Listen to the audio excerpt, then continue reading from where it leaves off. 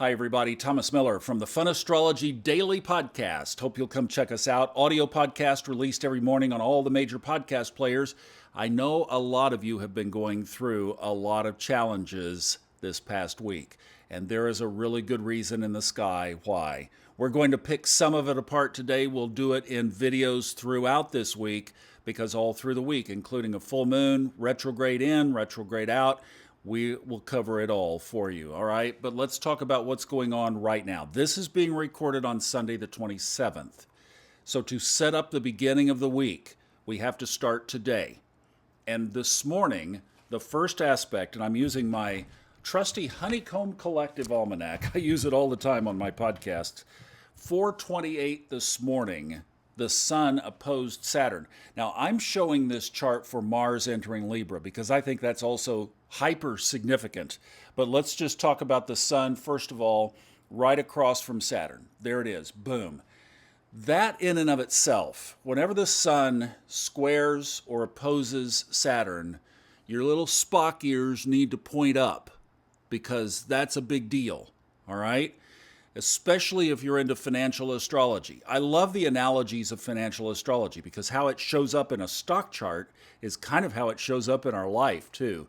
And financial astrologers, I don't know what's going to happen in the markets tomorrow, but it's been topsy-turvy curvy this past week, and that's also because of Uranus getting ready to go retrograde, Mercury's already retrograde. All of that is just pressing down on this chart right now. But Sunday morning early, there is the sun opposite Saturn. Now, Saturn is delays. It's bringing us in a line with our karmic path. It can be destruction on the more aggressive side. Lord Karma, you're going to face your stuff. Karma's a itch, right? Well, when the sun is opposite, that's a tension that's pulling across that karmic process. The sun is you, right there in it. So that's one of the first things that's going on this week, that thematic. Now, at least it is peaking today, so we really were more in it last week, and that's why a lot of the crazy stuff has been happening over this past week. Some of that's been karmic alignment, etc. Let's talk about Mars going into Libra because that's the other one today. This happens, 9:20 in the morning Eastern time. And right here, the 12th house is the house of endings and completions. It's the house of secret sorrows and self-undoings. And we have not only the sun, but Mercury retrograde, and then Mars right there at the cusp of the first house, but in the 12th house. And I use the equal house system. My podcast partner, Robert Glasscock, has really convinced me that this chart is so accurate.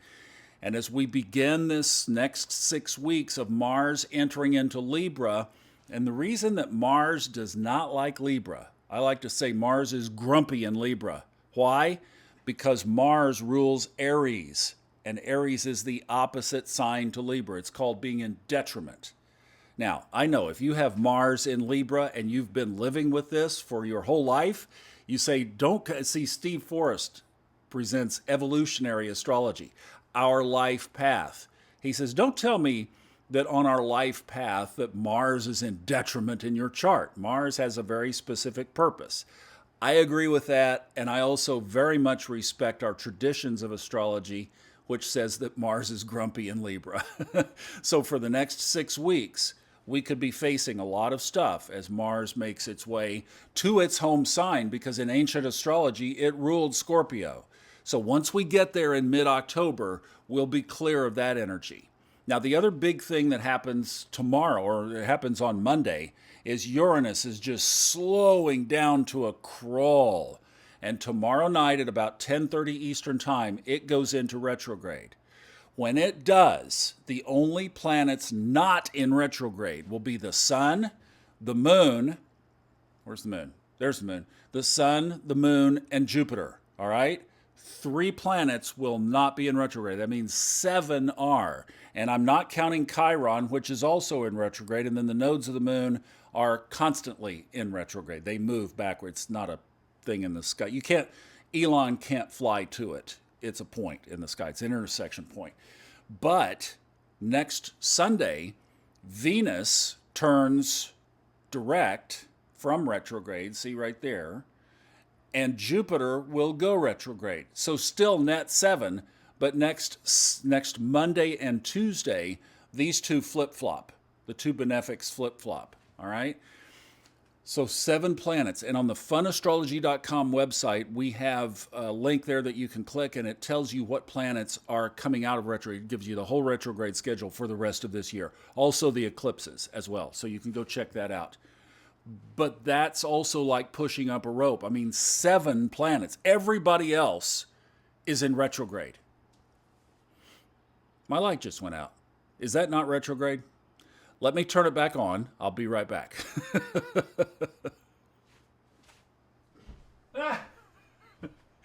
It came on by itself. You gotta love this. This is incredible. You can't make this stuff up, folks, right?